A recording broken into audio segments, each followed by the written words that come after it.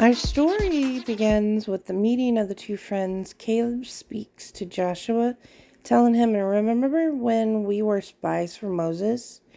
Our fellow Israelites melted with fear, but you and I stayed faithful to God. Moses swore to me when we came back that this land would be my inheritance forever because I followed God."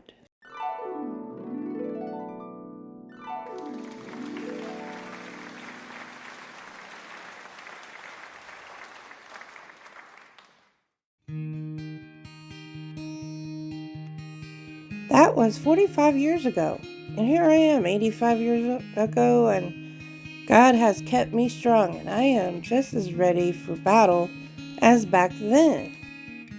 Caleb tells Joshua, "Now give me the hill country. I want to fight the giant Anakites there. For just as I said back then, I will say it again. The Lord will help me defeat them."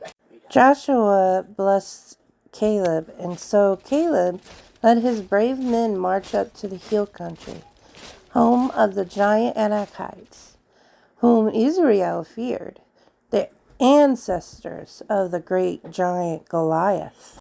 Caleb and his men went to Kiriath Arba, which means home of Arba, who was the greatest man among the Anakites.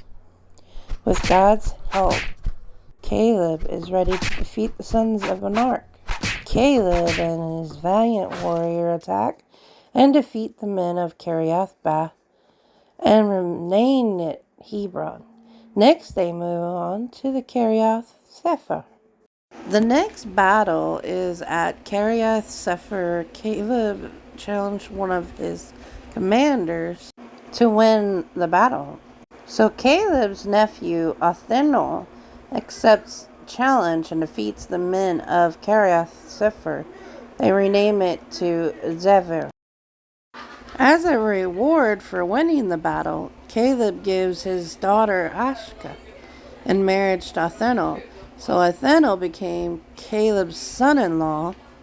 Then the land of Hebron had peace, belonging now in the power of Judah, the tribe of kings.